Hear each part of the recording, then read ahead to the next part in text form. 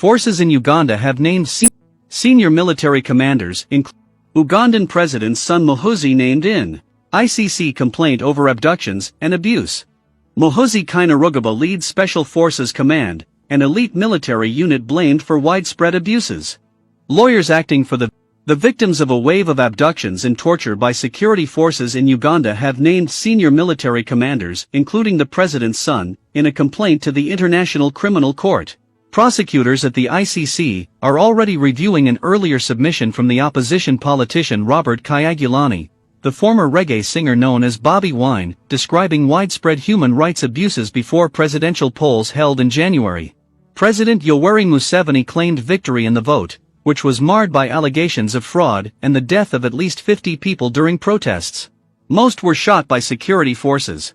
Kyagulanyi's National Unity Platform Party has listed more than 600 members and activists said to have been detained. NUP officials believe the true figure is likely to be higher.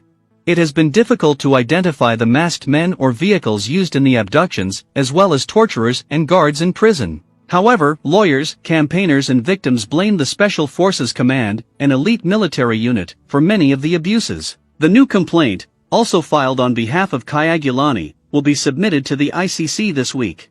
The SFC is commanded by Museveni's son 47-year-old son Lt Gen Muhoozi Kainerugaba, who is named in the complaint along with several senior officers. In Uganda today, the civil function is subverted in favor of the military that patrols all towns and cities, the complaint alleges. The military maintains power of arrest over civilians who are held on vague and indeterminate charges. The complaint describes hundreds of abductions. Some detainees have had their joints or genitals beaten with wires, have been burned with cigarettes, or had fingernails torn out. At least one detainee has been confirmed as having died in custody, although the death toll is thought to be much higher. Many of those abducted have suffered significant and potentially lasting physical and psychological harm. Ugandan military spokespeople have repeatedly denied responsibility for any abuses, and Museveni in a national address in February dismissed allegations that his forces had illegally detained civilians, saying the army was a disciplined force, and that his party does not kill its opponents.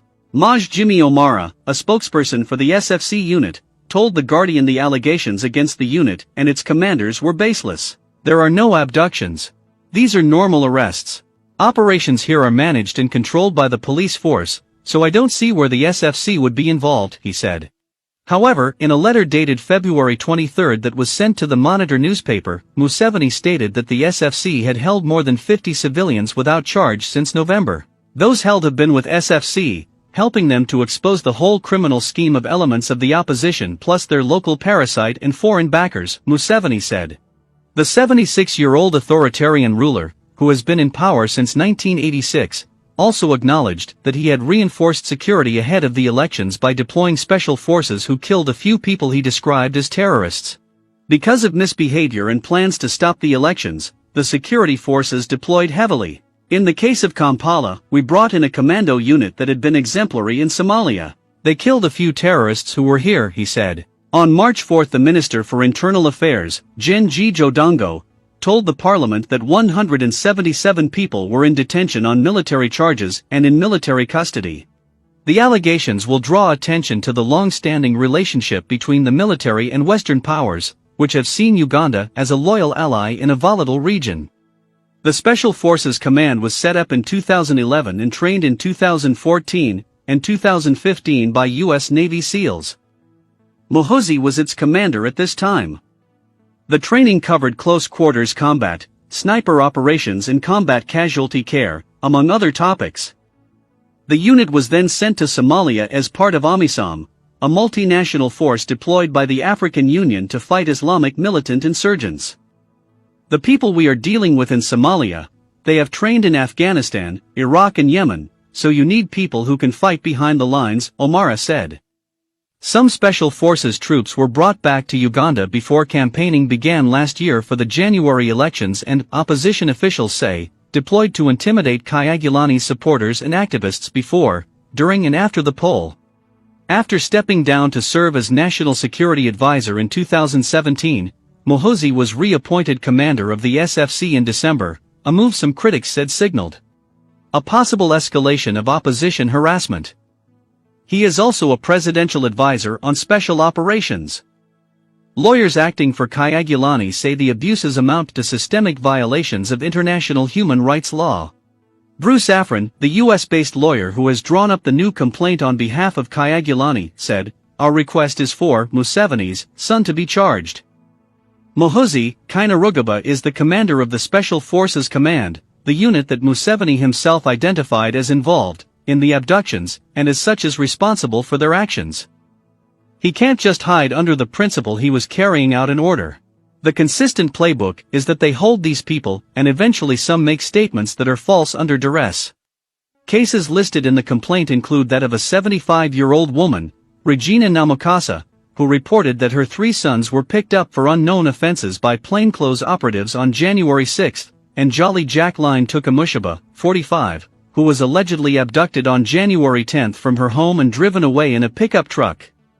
According to her daughter, Tukamushaba had put up Kainerugaba campaign posters inside their house, and was working at a local non-governmental organization. The family reported the matter to police, who said they had no information on her whereabouts. In another case, Ronald Segawa, 22, was found left for dead at a mortuary in Malego in January but rescued by staff. His condition and injuries suggested he had been starved and electrocuted, and had had his nails removed and fingers broken, with one snapped off at a joint.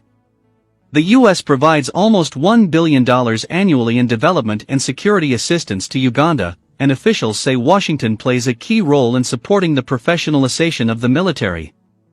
In 2018, U.S. officials said the U.S. Embassy in Kampala had not worked with the SFC since early 2016 because of human rights concerns. This month the Secretary of State, Antony Blinken, announced that visa restrictions would be imposed on those responsible for recent human rights abuses. Uganda received more than £150 million of British aid last year, the highest total for a decade, as well as funding for human rights training for police and the prison service. The British government has said that though its armed forces continued to provide assistance to Uganda's military, none had been given to the SFC. The US has provided significant support for AMISOM, and special forces and other units have worked closely with Ugandan and other troops. The Ugandans provide the largest contingent in the multinational force, with 6,000 troops stationed in Somalia. A spokesperson for U.S. Africa Command said it had conducted training engagements with Ugandan forces in 2014, 2015, and 2016, and that engagement with Ugandan forces in Somalia continued.